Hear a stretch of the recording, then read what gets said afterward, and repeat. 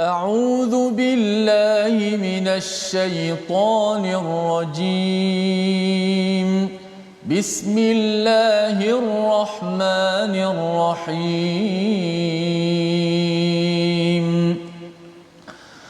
الحمد لله رب العالمين. الرحمن الرحيم. مالك يوم الدين. إياك نعبد وإياك نستعين. اهدنا الصراط المستقيم.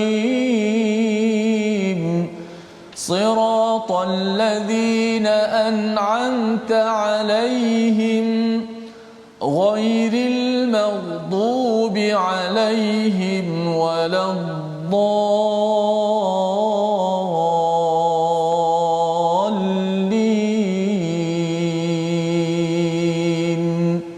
آمين.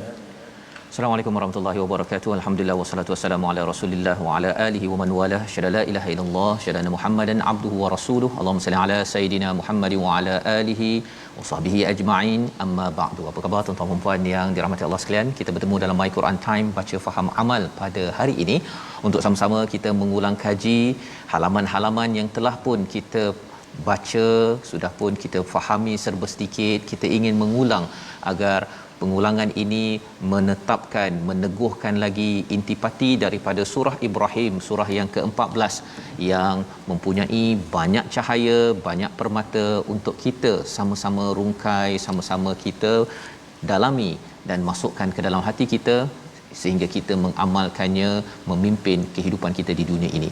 Pada hari ini kita bersama dengan Al-Fadil Ustaz Tirmizi. Apa khabar Ustaz? Alhamdulillah. Alhamdulillah kita nak mengulang kaji hari ini ya, dan kita bertuah hari ini kita bersama dengan pegawai kajian R&D dan juga think tank bagi My Quran Time yang melakukan kajian yang membekalkan maklumat-maklumat kepada saya lah, terutamanya pentadabbur, iaitu Al-Fadil Ustaz Safri Zain. Assalamualaikum Ustaz. Waalaikumsalam warahmatullahi wabarakatuh. Baik, alhamdulillah. Apa khabar Ustaz? Alhamdulillah, khair insya-Allah. Okey, alhamdulillah kita gembira hari ini bersama dengan Al-Fadil Ustaz Safri untuk sama-sama mengulang kaji daripada halaman 255 hingga 259. Bagi tuan-tuan yang berada di rumah, yang berada mungkin di mana-mana lokasi, saya menyuruh tuan-tuan untuk share ya, kongsikan dengan rakan-rakan, dengan ahli keluarga. Kita nak mengulang kaji, mungkin ada yang terlepas beberapa hari lepas, tapi kali ini kita nak melihat apakah intisari dalam halaman ini. Jadi mari sama-sama kita mulakan dahulu dengan bacaan daripada surah Ibrahim ayat 1 dan ayat 2. Memulakan surah Ibrahim, dan kemudian nanti kita bersama dengan Al-Fadil Ustaz Safri untuk kita melihat gambaran luas surah Ibrahim ini. Kalau sebelum ini surah Ar-Ra'd, surah Ibrahim ini apakah yang cuba disampaikan, apa mesej yang kita boleh dapat secara luas sebelum kita mengulang kaji halaman demi halaman. Kita baca dahulu ayat 1 hingga 2 surah Ibrahim. Baik, terima kasih Fadil Ustaz Tuan Fazrul, sahabat-sahabat Al-Quran, dan tak lupakan tetamu bintang ilmuwan kita pada kali ini Ustaz Safri. Sama-sama kita di online, insya-Allah kita bacakan terlebih dahulu ayat 1 dan 2, insya-Allah menjadi asas perbincangan pada surah Ibrahim pada hari ini insya-Allah. A'udzubillahi minasyaitonirrajim. Bismillahirrahmanirrahim. Alif Lam Ra. Kitabun anzalnahu ilaika litukhrijan الناس من الظلمات إلى النور بإذن ربهم إلى صراط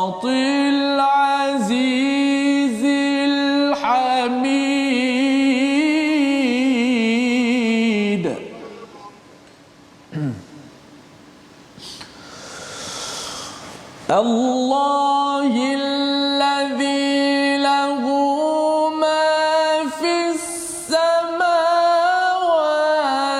وما في الأرض وويل للكافرين من عذاب شديد. صدق الله العظيم. Surah Al-Azim, gitulah bacaan daripada ayat 1 dan 2 daripada surah yang ke-14 surah Ibrahim pada muka surat 255 yang kita insya-Allah cuba untuk mengulang kaji hari ini sehingga halaman 259. Apakah terjemahan daripada ayat pertama kedua tadi? Alif Lam Ra, ini adalah kitab yang kami turunkan kepadamu wahai Muhammad agar engkau mengeluarkan manusia daripada kegelapan-kegelapan kepada cahaya terang benderang dengan izin Tuhan mereka, iaitu jalan Tuhan yang Maha Perkasa lagi Maha Terpuji. Allah yang memiliki segala yang ada di langit dan apa yang ada di bumi. Celakalah bagi orang yang ingkar kepada Tuhan kerana ditimpa azab siksaan yang sangat berat. Kalau katakan Ustaz Safri boleh mencerahkan gambaran luas surah Ibrahim, dan kalau boleh sentuh sedikit tambahan Ustaz ya, pada ayat yang nombor 2 itu ada Allahil ladzi. Ya, biasanya saya biasa dengar Allahul ladzi kan. Kalau ada pencerahan dari segi bahasa Arab tambahanlah Ustaz ya, selepas Ustaz menerangkan tentang gambaran surah Ibrahim. Silakan Ustaz Safri. Bismillahirrahmanirrahim. Assalamualaikum warahmatullahi wabarakatuh. Salam. Terima kasih Ustaz Fatul dan Ustaz Irmizi. Jazakumullah khairan. Alhamdulillah, bersyukur kita limpahkan kehadiran Allah Subhanahu wa taala. Kita hari ini mengulang kaji surah Ibrahim. Surah Ibrahim adalah surah Makkiyah, iaitu ada 52 ayat yang Allah turunkan kepada Nabi Muhammad sallallahu alaihi wasallam sebagai tasliyah, sebagai penghibur Nabi sallallahu alaihi wasallam. Kalau kita tengok secara umum kepada surah Ibrahim ini, yang pertama Allah mulakan dengan Alif Lam Ra, huruf muqatta'ah yang merupakan salah satu intibah. Kita ada ambil perhatian apa yang Allah nak sampaikan kepada kita selepas ini, iaitu Al-Quran adalah sebagai pembimbing yang diturunkan oleh Allah Subhanahu wa taala kepada Nabi Muhammad sallallahu alaihi wasallam, iaitu membawa manusia daripada jalan yang zulumat kepada jalan yang terang yang diridai oleh Allah Subhanahu wa taala. Kemudian pada surah ini juga ada perintah solat, infak, baik infak itu tersembunyi ataupun secara terang-terangan. Kemudian pada surah ini juga Allah Subhanahu wa taala menjelaskan kepada kita, iaitu ada kisah para rasul, di antara dia kisah Nabi Musa alaihissalam. Apa tujuan dia adalah untuk menghibur hati Nabi sallallahu alaihi wasallam. Kemudian berikutnya Allah Subhanahu wa taala memberikan setiap para rasul atau para nabi itu menyampaikan risalah dakwah sesuai dengan bahasa kaum. Salah satu contoh dia adalah Allah beri satu perumpamaan tamsil ataupun perkataan-perkataan yang agar kita dapat memberikan tumpuan perhatian. Di antara dia Allah beri perkataan kalimat thayyibah itu seperti pohon yang indah, pohon yang rindang, iaitu merupakan perkataan yang baik dan perkataan yang salah. Kemudian berikutnya Allah Subhanahu wa taala menceritakan beberapa nikmat-nikmat yang diberikan oleh Allah Subhanahu wa taala kepada kita dan kepada umat-umat terdahulu, terutama iaitu berkaitan dengan Al-Quran dan juga penyelamatan umat Nabi Musa AS. Yang menarik lagi tuan, dekat sini di ujung daripada surah Ibrahim ini ada perkataan ulul albab, artinya hanya orang-orang yang faham, orang-orang yang mengerti dan memahami, syukuri nikmat Allah Subhanahu wa taala. Perkataan tadi, perkataan Allahi, biasa kita dengar Allahu kan. Ya, rupanya di antara ayat ini ada kaitan dia dengan Azizil Hamid. Azizil Hamid, maka di sini Allahi yang dalam istilah bahasa Arab dia adalah badal. Jadi itu kaitan dia di antara Al-Azizi Al-Hamidi, seolah-olah ayat ini ada berkaitan dengan ayat pertama dengan ayat yang kedua. Terima kasih ucapkan kepada Ustaz Safri ya menjelaskan tadi tentang gambaran luas surah Ibrahim surah ke-14 ini dan sebenarnya tadi ustaznya Allahi ya bukan Allahu kerana ada tanasub ataupun kaitan dengan ayat yang sebelumnya itu tadi ya. Jadi ini untuk kita tahu bahawa kalau bercakap tentang jalan Allah yang Al-Aziz Al-Hamid, sambung lagi mengapa Allah ini Al-Aziz Al-Hamid, rupa-rupanya kerana milik Allah lah segala apa yang ada di langit bumi ini, yang menunjukkan keperkasaan Allah Subhanahu Wa Taala dan juga betapa hebatnya ya, segala pujian hanya layak bagi Allah yang menguruskan tanpa cacat celanya, dan inilah yang kita nikmati, yang kita perolehi sampai tahap ini ya, untuk kita sama-sama syukuri, sama-sama kita ambil serius ya kepada segala nikmat yang ada. Dalam halaman yang ke-255 ini tuan-tuan sekalian akan bertemu dengan kisah Nabi Musa ya, dibawakan pada ayat nombor 5, ayat nombor 6 ya, dan kemudian disambung lagi 7, 8 tersebut. Mungkin kita nak baca dahulu kepada ayat yang ke-5 dahulu, kemudian kita nak bersama dengan Ustaz Safri untuk melihat mengapa Nabi Musa ni kalau ikut daripada garis masanya lahir ataupun hadir selepas Nabi Ibrahim. Ini surah Ibrahim, mengapa tidak Nabi Ibrahim dahulu yang muncul di dalam surah ini tetapi Nabi Musa. Kita baca dahulu ayat nombor 5 bersama Ustaz Tirmizi. Baik, jom kita bacakan terlebih dahulu ayat yang kelima sebelum kita tadabbur bersama dengan Ustaz Safri. A'udzubillahi minasyaitonirrajim. وَلَقَدْ أَرْسَلْنَا مُوسَى بِآيَاتِنَا أَنْ أَخْرِجْ قَوْمَكَ مِنَ الظُّلُمَاتِ إِلَى النُّورِ وَذَكِّرْهُم بِأَيَّامِ اللَّهِ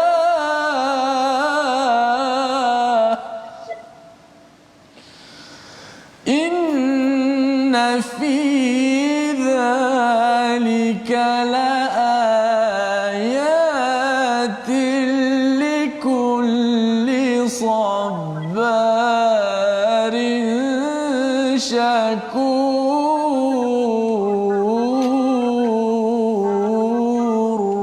Sadaqallahul azim. Dan sesungguhnya kami telah mengutus Musa dengan membawa tanda-tanda kekuasaan kami, dan kami perintahkan kepadanya, keluarkanlah kaummu daripada kegelapan kepada cahaya terang benderang, dan ingatlah mereka kepada hari-hari Allah. Sesungguhnya pada yang demikian itu terdapat tanda-tanda kekuasaan Allah bagi setiap orang yang bersabar, banyak bersyukur. Mungkin Ustaz Safri boleh mencerahkan kisah Nabi Musa pula yang mendahului dalam surah ini berbanding dengan nama Nabi Ibrahim. Nabi Ibrahim ni awal lagi. Apakah pelajaran yang boleh kita ambil di sebalik kisah Nabi Musa memulakan surah Ibrahim ini, Ustaz? Masya-Allah, alhamdulillah. Allah Subhanahu wa taala menurunkan Al-Quran kepada Nabi Muhammad sallallahu alaihi wasallam pada ayat yang pertama itu. Kemudian Allah Subhanahu wa taala menyebutkan kisah Nabi Musa alaihi salam.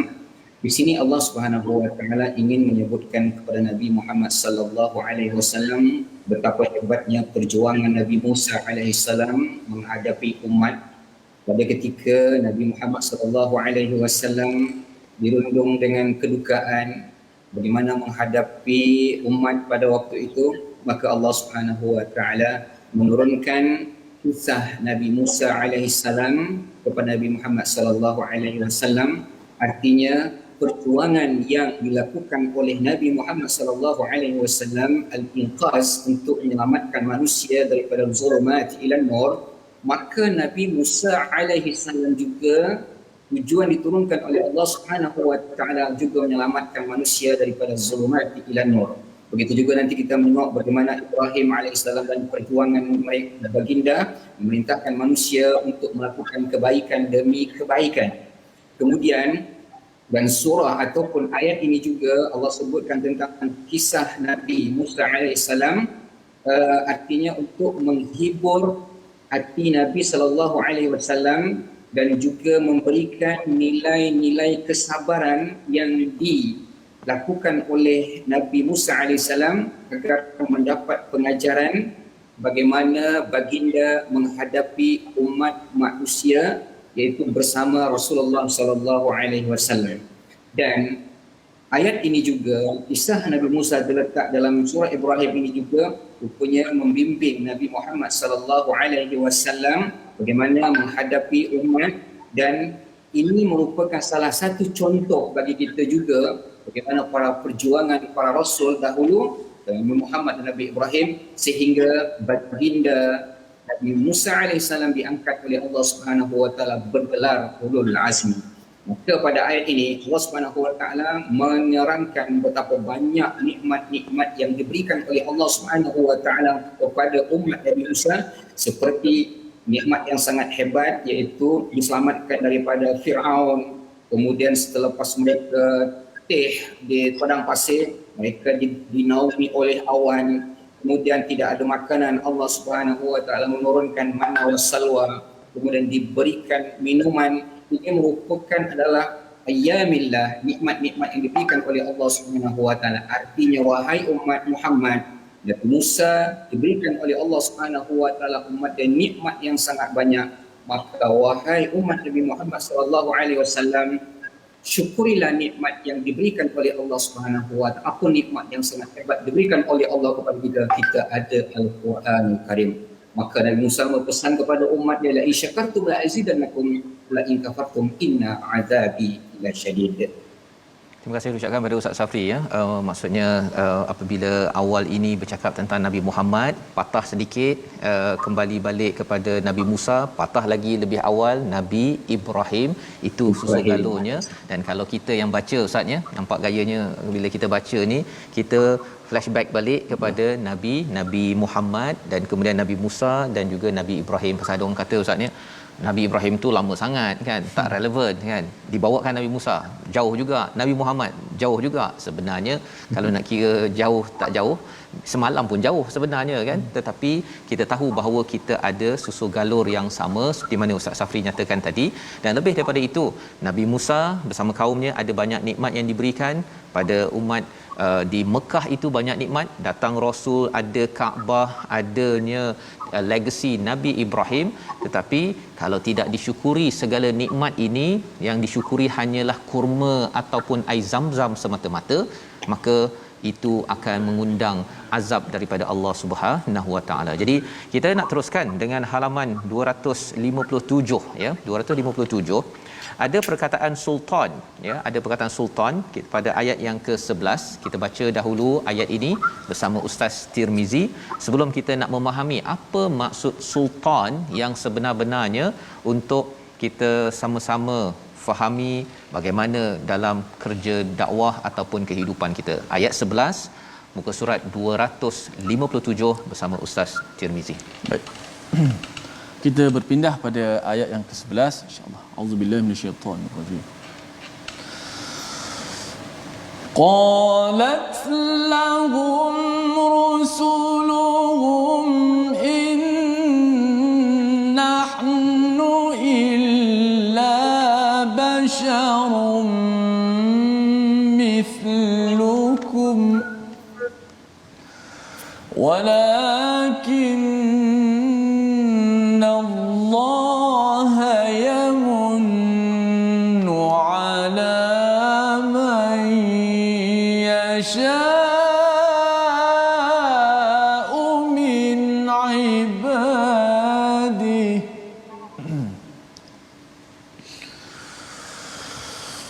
وما كان لنا أن نأتيكم بسلطان إلا بإذن الله وعلى الله فليتوكل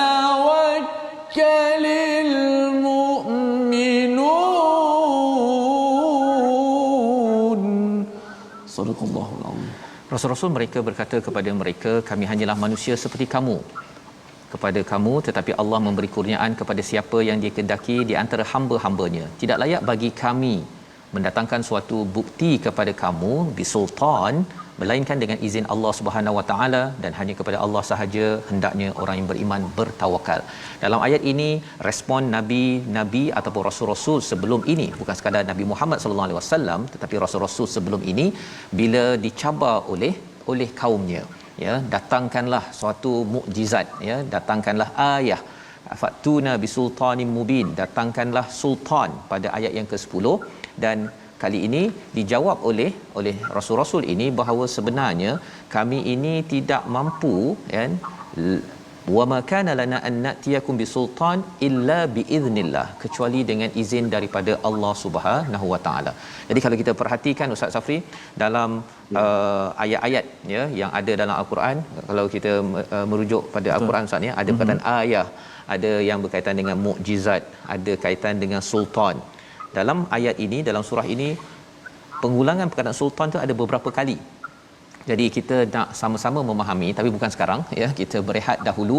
Kita akan mendengar jawapan daripada Ustaz Safri, apa maksud sultan dan apa kaitan dengan kita pada tahun ini. Kesan kalau kita dapat sultan, kalau kita maksudkan itu mukjizat, itu al-Quran, macam mana orang yang ada mukjizat itu pada dirinya, dia sama banyak berinteraksi dengannya dengan orang yang tidak berinteraksi dengan sultan. Kita akan dapati jawapannya insya-Allah bila kita berehat sebentar. Kita kembali semula dalam My Quran Time, baca faham amal insya-Allah.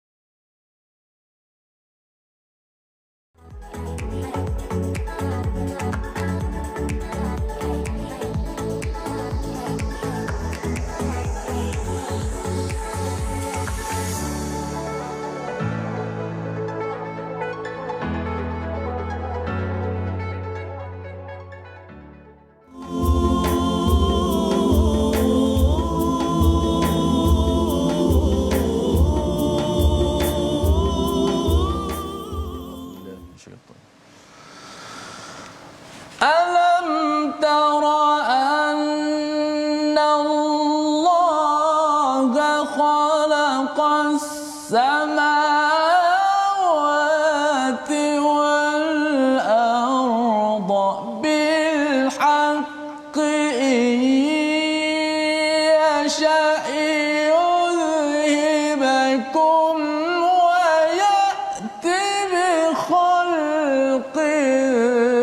jadid.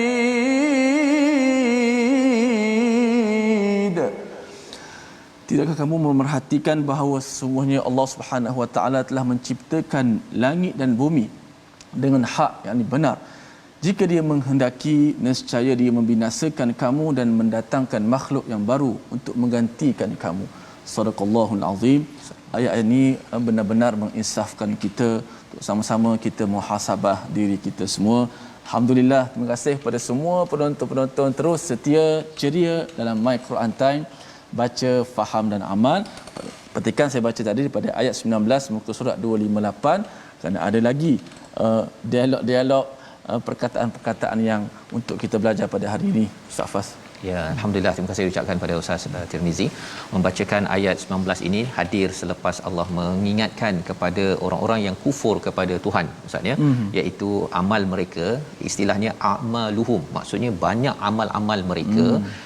Yang kita nampak dia sembahyang, dia berderma, dia buat baik kepada semua orang, tetapi Allah kata ia seperti karamadinistaddat bihir rih, ya, iaitu seperti debu yang berterbangan.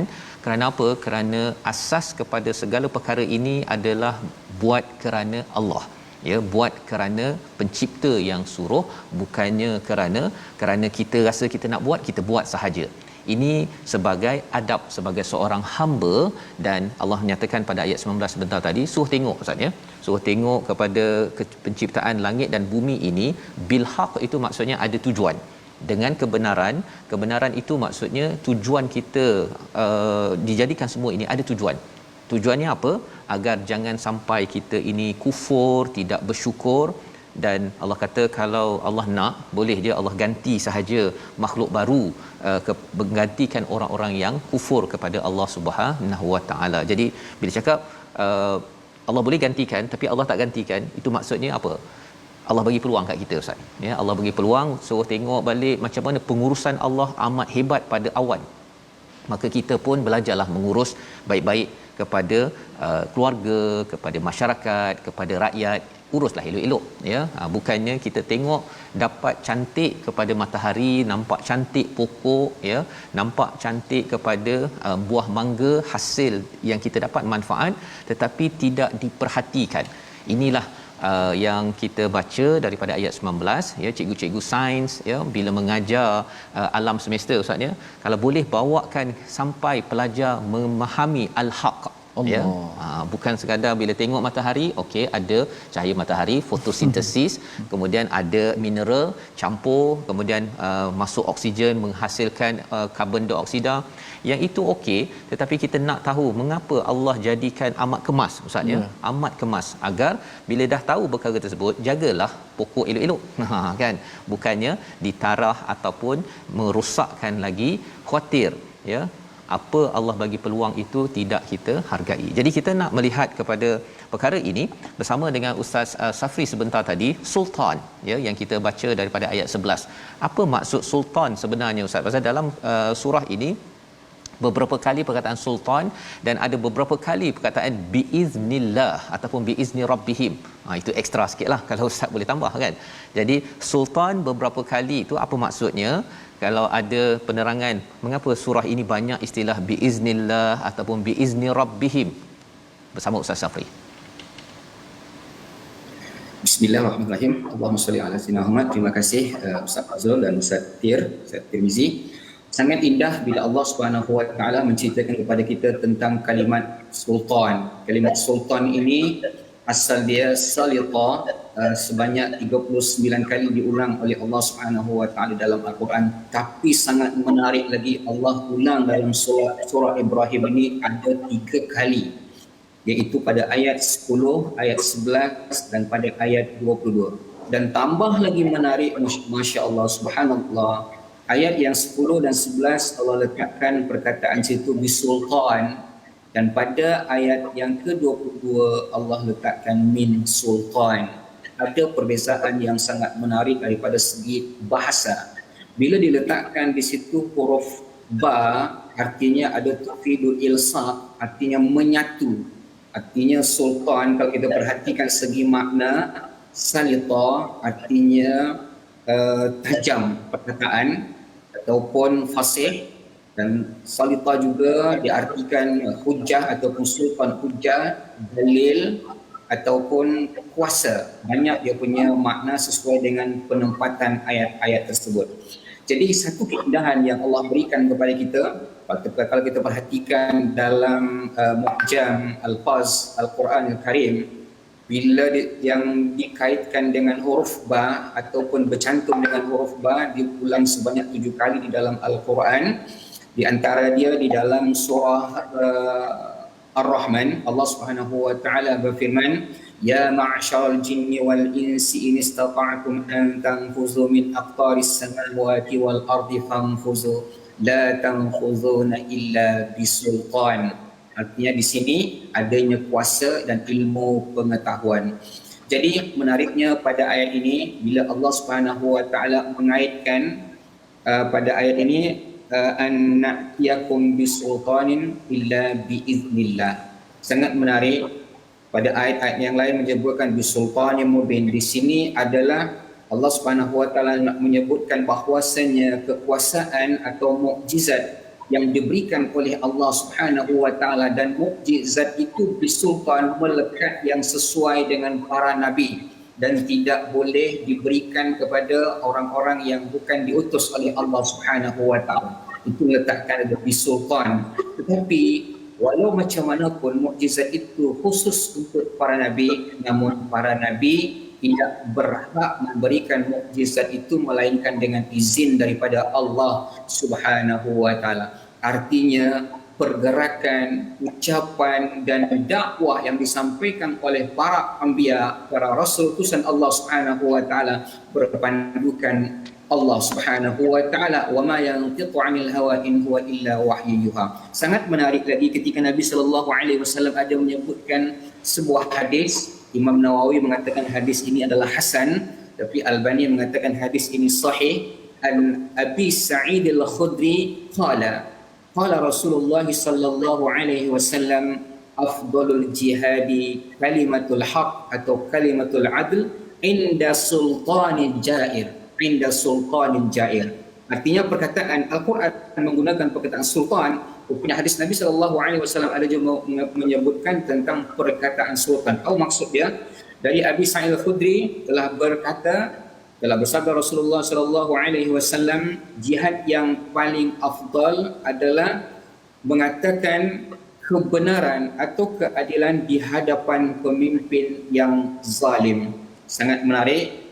Tuan-tuan dan puan yang dirahmati oleh Allah Subhanahu wa taala, seseorang yang diberikan peluang oleh Allah Subhanahu wa taala satu keberanian, mampu menyatakan kalimatul haq, satu kebenaran di depan sultan jair, sultan yang zalim. Jadi ada kaitan dia, perkataan sultan ini banyak ia punya maksud. Ada mengatakan dia adalah hujah sebagai dalil, sebagai kuasa, dan juga salah satu ilmu pengetahuan, dan juga perkataan yang membawa sesuatu perkataan yang penuh dengan hikmah dan kebijaksanaan ataupun fasih. Jadi ketika para anbiya yang diutus oleh Allah Subhanahu wa taala diberikan sultan juga, itu adalah mukjizat. Namun para nabi atau para rasul tersebut tidak ada hak untuk memberikan mukjizat melainkan biiznillah, izin daripada Allah Subhanahu wa taala.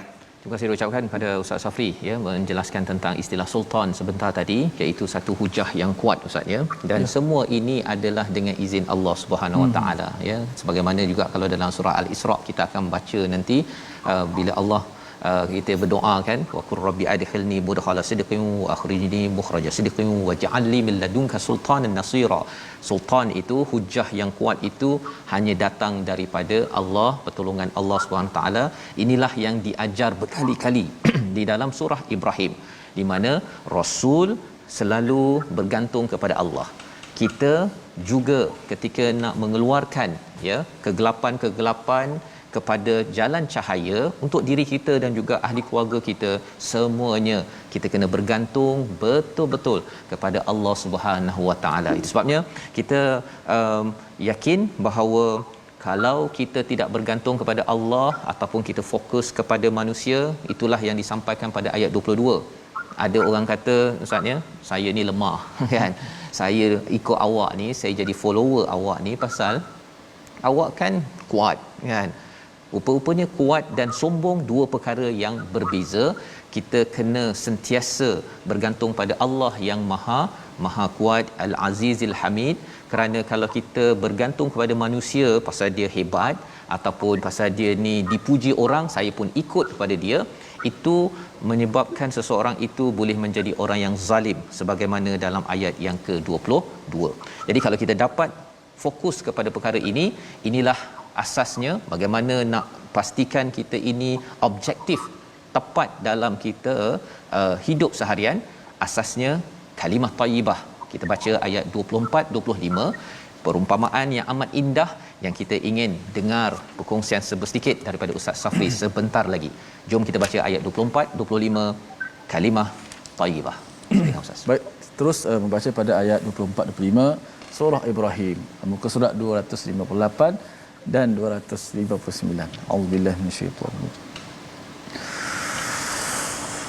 Alam tara kaifa daraballahu mathalan kalimatan thayyibatan كشجرة طيبة أصلها ثابت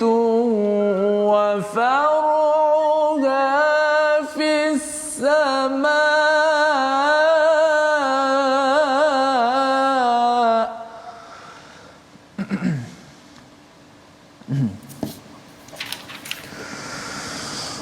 تؤتي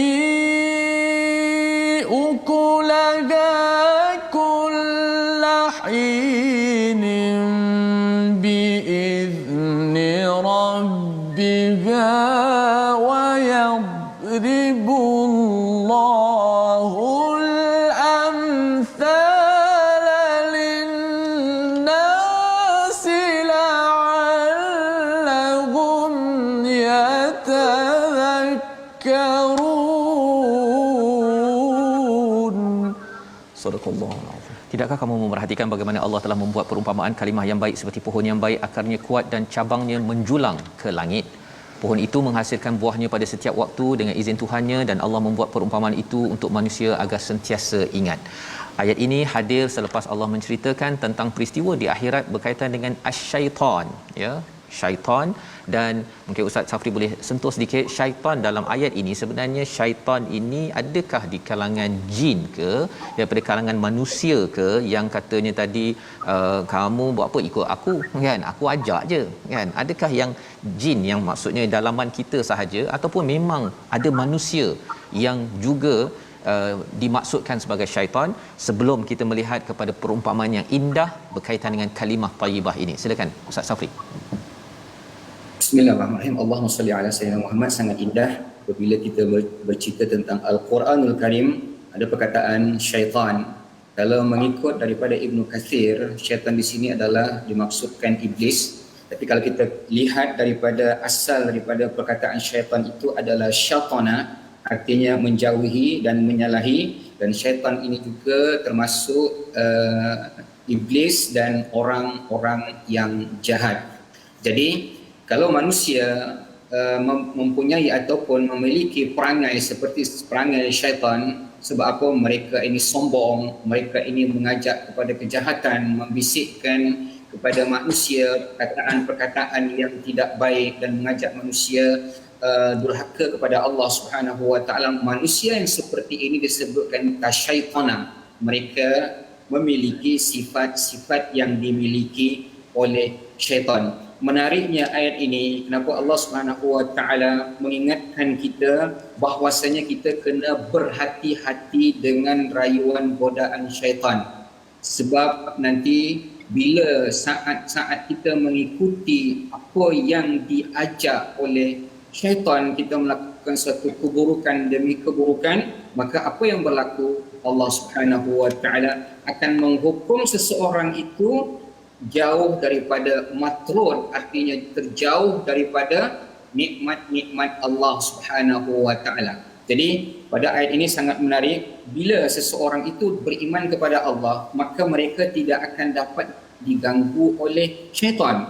Apabila kita membaca a'udzubillahi minasyaitonirrajim, kita jauh daripada syaitan. Wa iza qara'tal Qur'ana fasta'iz billahi minasyaitonirrajim. Kemudian innahu laisa lahu sultanun 'alal ladzina amanu wa 'ala rabbihim yatawakkalun. Menarik, pada surah An-Nahl ini juga disebutkan pada ayat 90, pada ayat 99 ini Allah Subhanahu wa taala menyebutkan innahu laisa lahu sultan, bahwasanya syaitan ini tidak ada sedikit pun kekuasaan. Pada ayat ini sangat menarik, tidak diletakkan min sultan, tidak diletakkan bisultan, sebab syaitan sedikit pun tidak akan memiliki sesuatu kekuasaan untuk merubah keadaan manusia kepada sesuatu perkara yang lain. Tetapi Allah Subhanahu wa taala memberikan satu garis besar kepada kita bahwasanya syaitan itu tidak akan dapat menggoda manusia, iaitu siapa mereka? Orang-orang yang beriman kepada Allah Subhanahu wa taala. Bila mereka beriman kepada Allah Subhanahu wa taala, maka syaitan tidak akan dapat mengganggu. Jadi inilah yang Allah nak ingatkan kepada kita, wahai manusia, wahai umat Nabi Muhammad sallallahu alaihi wasallam, jauhilah perbuatan-perbuatan yang mengundang bisikan-bisikan syaitan. Bila perbuatan kita, ucapan kita dipelihara oleh Allah Subhanahu wa taala, maka ucapan kita jadi ucapan tayyib. Sebagaimana yang telah dibacakan tadi oleh Ustaz Tirmizi, alam tara kaifa daraballahu masalan kalimatan tayyibatin kasyajaratin tayyibah asluha thabitun wa far'uha fis sama. Ini bila perkataan indah ini keluar apabila seseorang itu sudah tertinding oleh syaitan. Syaitan tak boleh masuk, tak boleh menghasut mereka, maka setiap perkataan mereka keluar adalah perkataan-perkataan yang baik. Sebagian ulama tafsir mengatakan kalimatut thayyibah ini adalah syahadah. Asyhadu an la ilaha illallah wa asyhadu anna Muhammadar Rasulullah. Dan sebagian ulama mengatakan juga perkataan la ilaha illallah. Artinya, tuan-tuan dan puan dirahmati oleh Allah Subhanahu wa taala, bila la ilaha illallah terpatri dalam hati kita, adakah kita akan mengatakan sesuatu perkataan yang tidak baik? Artinya, mafhumnya, bila seseorang itu mengeluarkan perkataan yang tidak baik, cercaan, menghina dan sebagainya, berarti secara garis besarnya adalah mereka tidak beriman kepada Allah Subhanahu wa taala. Bila mereka tidak beriman kepada Allah Subhanahu wa taala, berarti mereka sedang digoda oleh syaitan ini. Bahkan mereka adalah memiliki sifat syaitan ataupun tasyaitana, mereka seolah-olah menjadi syaitan. Na'udzubillahi min zalik. Jadi tuan-tuan dan puan dirahmati oleh Allah Subhanahu wa taala, ayat ini sangat amat memberikan kesan dalam kehidupan kita, sebab Allah memberikan perumpamaan kalimatut thayyibah. Allah bagi perkataan simple saja kepada kita.